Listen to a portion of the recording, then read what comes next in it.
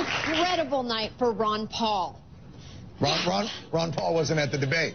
You see, that is exactly the kind of mainstream media bias that Ron Paul has been fighting against this entire campaign. I think anyone who actually watched that debate could tell that the People's Crusader from Texas was the big winner.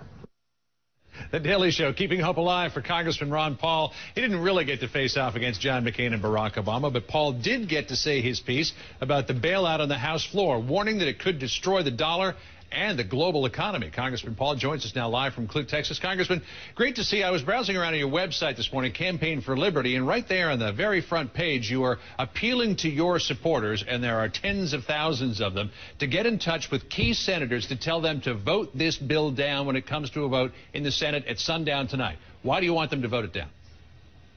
Well, I think it's a bad bill. I think it's bad for the taxpayer. I think it's doing more of the same thing. The same policy that we're following now with this bill is exactly how we got into that trouble. And, you know, I really don't have that much clout in Washington, D.C., and I recognize it. But there are a couple people outside of Washington that care about what I'm thinking and care about free market Austrian economics, and they will respond. And I think we did help generate a little bit of mail to the House members. So you go where you can have the influence, and I think the people, the grassroots, understand this a lot better than the members of Congress give them credit for. So instead of the bills that are currently before the Senate, the one that may be before the House as early as Thursday, what would you do? Well, we need to do a lot, but it's a lot differently. We have to recognize how we got into this problem. We have too much debt. We have too much malinvestment. We have distorted prices. So we recognize all of the things that got us here. But right now, today, what would you do, if not this bill? You have to liquidate those mistakes. Those mistakes were made due to monetary policy, so you have to allow the market to adjust prices downward, and that's what we're not allowing to do.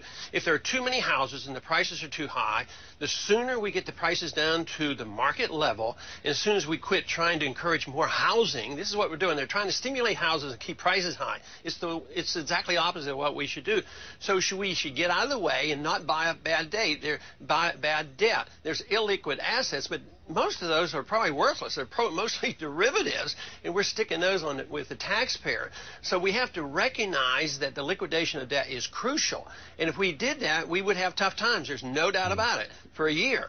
But if we keep propping a system up that's not viable, we're going to have a problem for a decade, just like we did in the Depression. That's what we're on the verge of doing. Congressman Paul, what do you think of this idea that's being floated about this process called mark-to-market, which would they would modify the rules so that the right now paper that a lot of these institutions are holding, which is worth nothing, they would actually be able to assign some sort of value to it.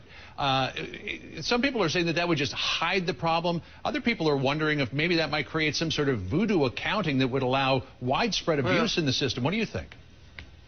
It demonstrates the problem. You know, when they prevented them from marking them down, this was an SEC regulation, shows how regulations backfire.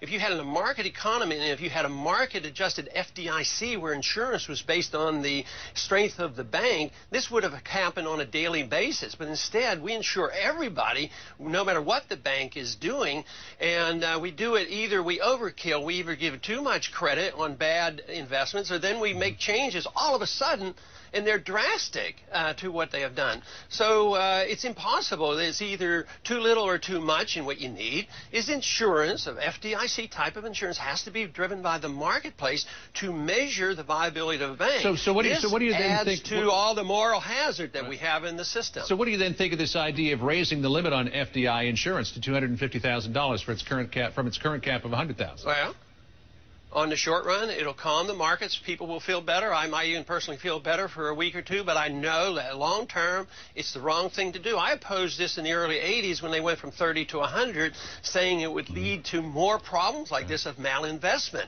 It would cover over the mistakes, and the same thing will happen.